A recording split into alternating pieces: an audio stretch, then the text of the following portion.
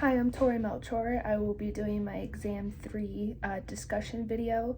The two topics I'm going to be talking about today is poverty and how it relates to population growth, and diseases that threat human health.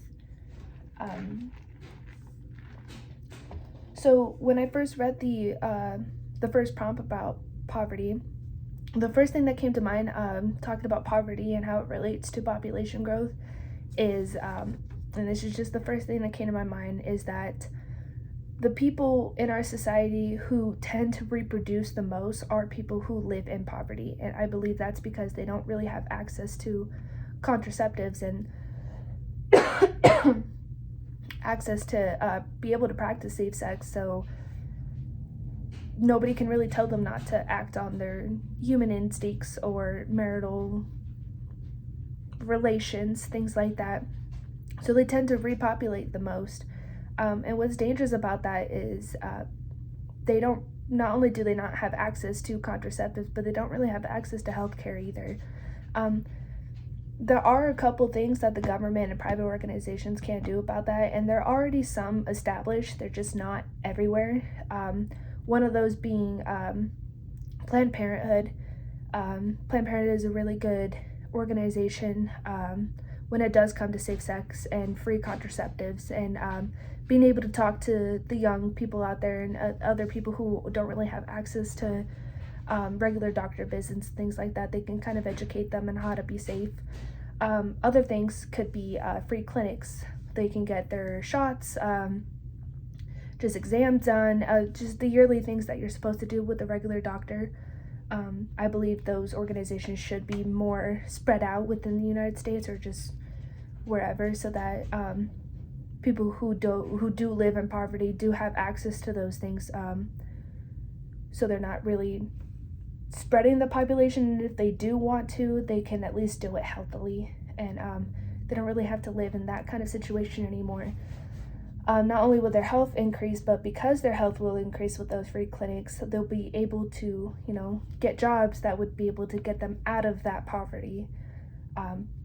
So that's kind of what I think on that. The second topic is diseases and how it threats human health. The three major diseases that are modern society, when you hear it, it just doesn't really send any shocks through our system, just because we're so used to talking about it, we're so used to hearing it, and not saying that they're not important or life-threatening, we're just so used to hearing it. The first three that came to my mind were AIDS, cancer, and mental illnesses.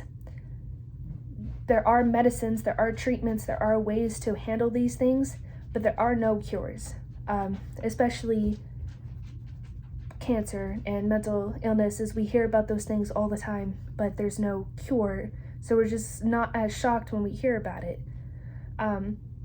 But the major one that has just passed, that took the world by storm, was obviously COVID-19. Even though there have been vaccinations put into place to help build up antibodies within our system, there still is no cure to COVID-19, and it still does threaten the human population. It still is serious, but we're just so used to hearing it that we just don't think it's as important anymore.